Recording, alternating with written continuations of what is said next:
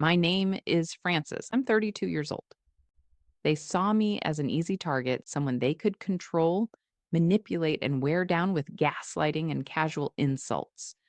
What they didn't know was that their perception of me, their belief in my weakness, was the exact trap I needed.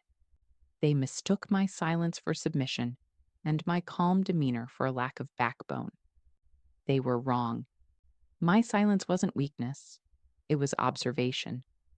My calm wasn't passivity, it was patience. This is the story of how I let them think they had won, right up until the moment I unraveled their entire world with a single string that I held all along. For 7 years, I was the quiet engine of the creative department at a mid sized marketing firm.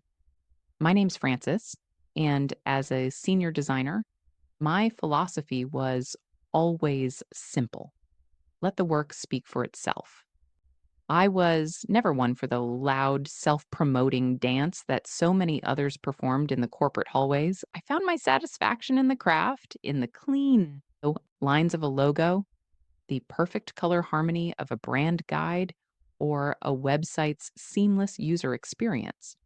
I was the one who stayed late to get a project across the finish line, the person younger designers came to for advice, the one whose work formed the bedrock of our most successful campaigns. I didn't need the spotlight. The pride in a job well done was enough. At least it used to be. Everything changed the day Mark arrived. He was hired from the outside as our new department head, and he walked in with that kind of blindingly confident smile that sets your teeth on edge. He was a whirlwind of buzzwords, strategic realignments, and disruptive paradigms. He spoke in paragraphs ripped straight from business bestsellers and treated every conversation like he was giving a keynote. In our first one on one, he glanced at my portfolio, a collection of award winning campaigns, and nodded slowly. Good, solid work, Francis, he said, his tone dripping with condescension. A bit safe, maybe. We need to start thinking bigger, more aggressively. He saw my quiet nature not as professional focus, but as a lack of ambition. In his mind, I was already a relic. A week later, Sarah joined the team. Mark introduced her as his secret weapon from a previous company. She was his golden hire, and he made sure we all knew it.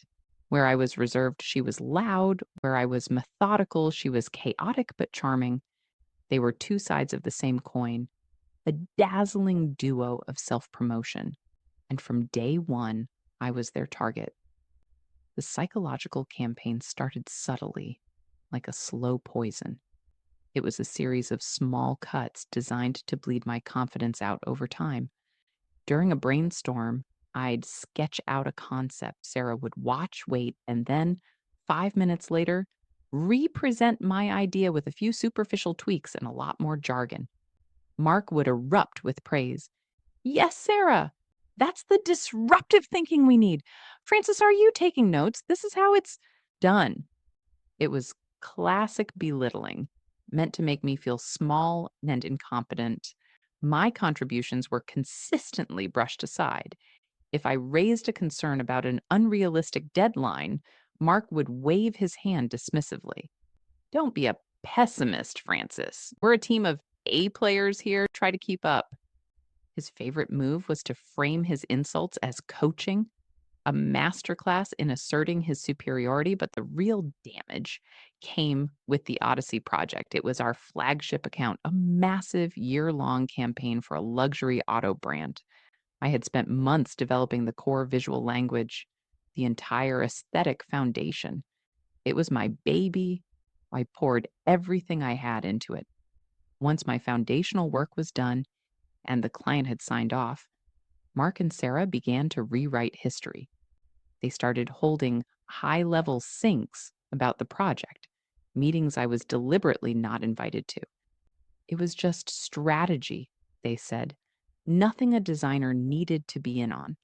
This was how they isolated me, cutting me off from the very project I had built from scratch. Then the gaslighting began in earnest. In a team meeting, Mark presented a deck on the Odyssey campaign's progress, listing Sarah as the lead creative strategist. My name was nowhere. When I tried to speak up, pointing out that the core concepts were from my initial pitch, Mark looked at me with fake confusion. "Francis, you're misremembering," he said, his voice eerily calm. "Your early ideas were a good starting point, but they were a non starter. Sarah was the one who really cracked the code."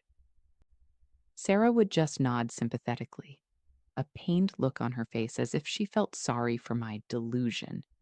I felt a dizzying wave of confusion.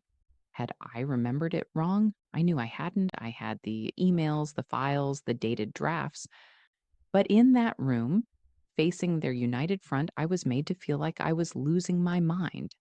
That's the insidious power of gaslighting. It doesn't just attack your work, it attacks your grip on reality.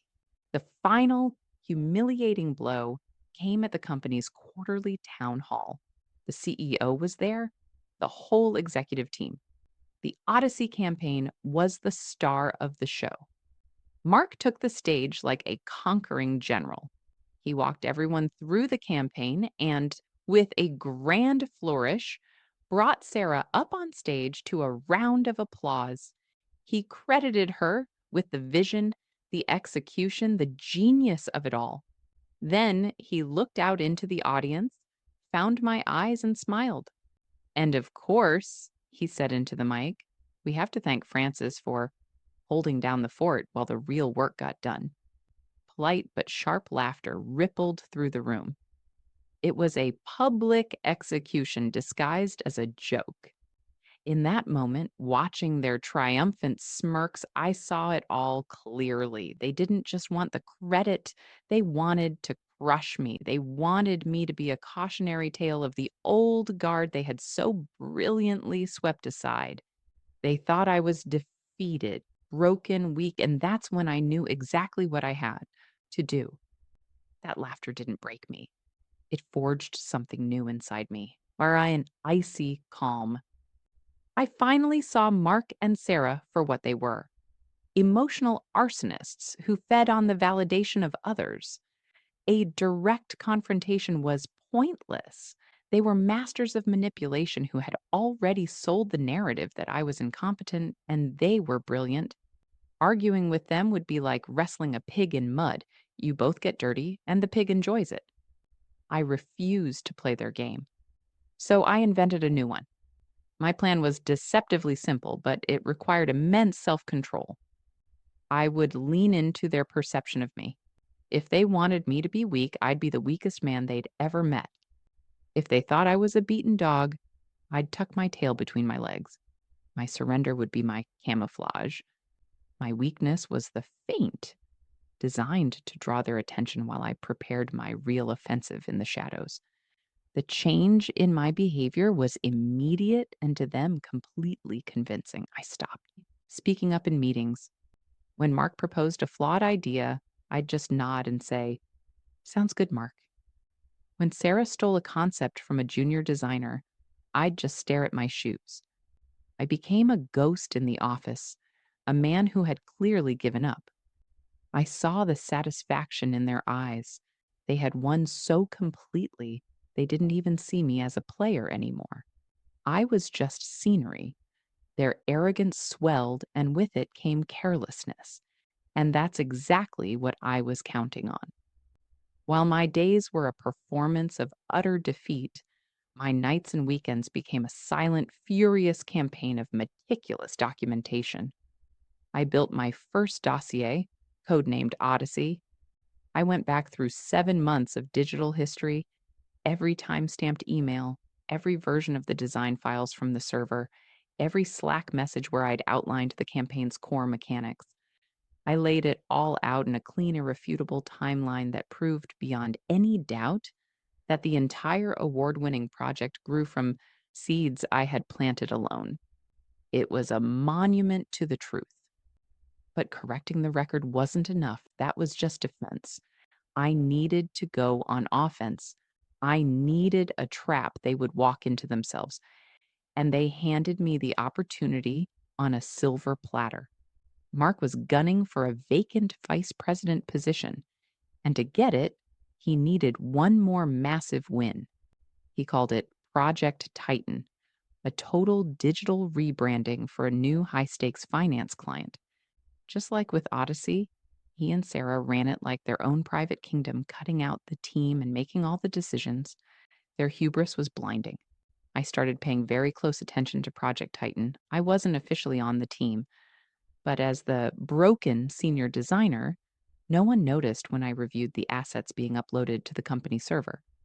I spotted something odd. The fonts they were using were expensive, bespoke typefaces. The background videos were from high end stock sites. The web development plugins were premium, licensed products.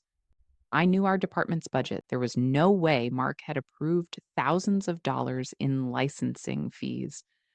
A knot of suspicion tightened in my gut. My quiet investigation moved into its next phase.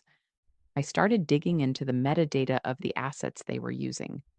One by one, I found what I was looking for. The fonts were ripped from a design blog. The video files had crudely blurred out watermarks. The software plugins were cracked versions from shady websites. They weren't just cutting corners. This was widespread, blatant copyright infringement.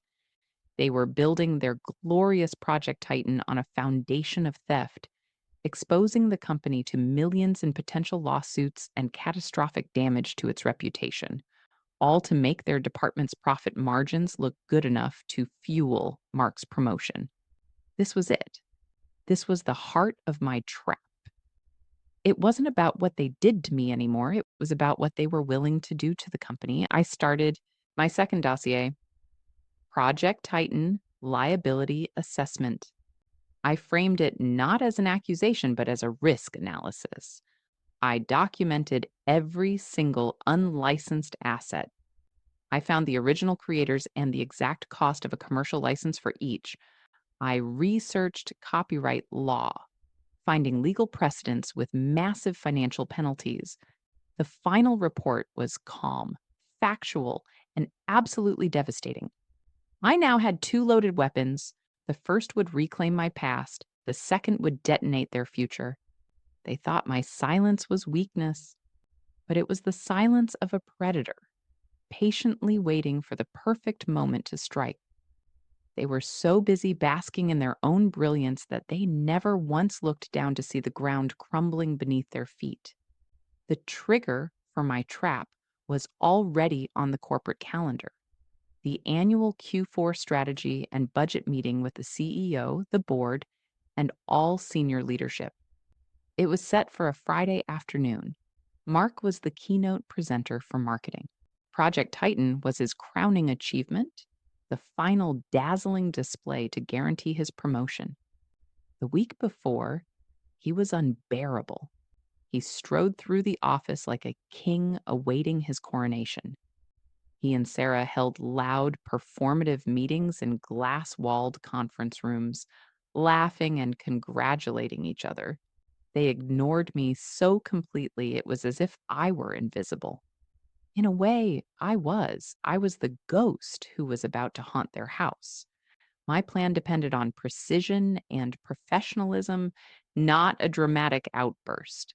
I wanted to keep the moral high ground. This wasn't about petty revenge. It was about restoring order and protecting a company I'd given years of my life to. My victory wouldn't be loud. It would be the quiet, undeniable click of a perfectly executed checkmate. On Thursday afternoon, 24 hours before Mark's big presentation, I made my move. I didn't march into his office. I didn't send a scathing email to HR. I opened a new message. The recipient list was small, but powerful. The CEO, the chief legal officer, the head of HR, and the three external members of the board. The subject line was neutral and professional. Crucial due diligence. Project Odyssey contributions and Project Titan risk assessment. The email itself was brief and dispassionate. I wrote, "Good afternoon. In preparation for tomorrow's Q4 strategy meeting, I was conducting a final review of our department's flagship projects. My analysis uncovered two critical items that require immediate executive attention before any strategic decisions are made. I have attached two comprehensive reports for your review. The files are password protected for security. I attached my two dossiers, Odyssey Project Timeline.pdf and Titan Project Liability Report.pdf. Then I sent a simple separate text to the CEO's executive assistant, a woman I'd always been kind to. It just said, "Hi, Deborah. The password for the files I just sent to the board is Due Diligence 2026. Please ensure the CEO receives it. Thank you." And then I went back to my work. The trap was set. The fallout was swift and silent. I heard nothing for the rest of the day. On Friday morning, the office was buzzing with a weird tension. Mark and Sarah were nowhere to be seen. Their 2 p.m. presentation was quietly removed from the agenda. Around noon, I got a meeting invite from the CEO for the end of the day. When I walked into his office, he was sitting at his conference table with the head of legal. A printed copy of my Titan liability report sat in front of him, covered in highlights and notes.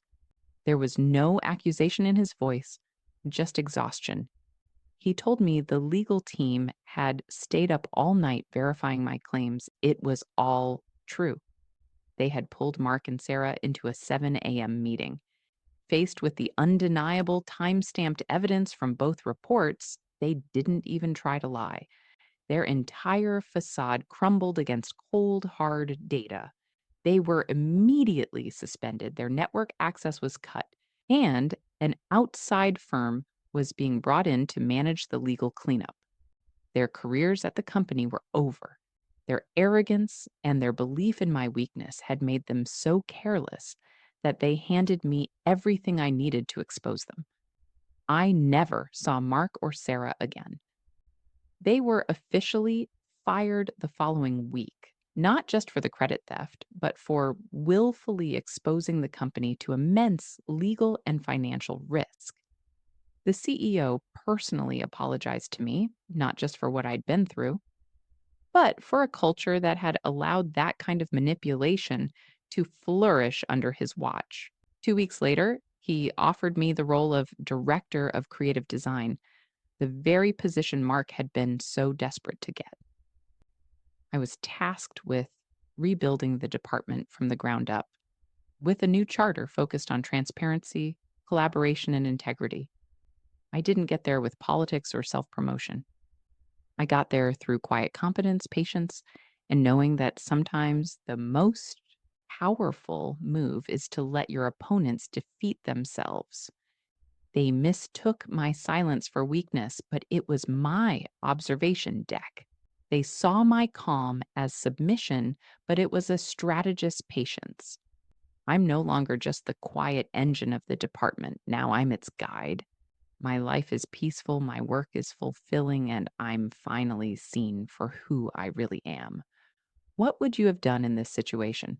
Would you have confronted them earlier, or would you have played the long game like I did? Let us know your thoughts in the comments below.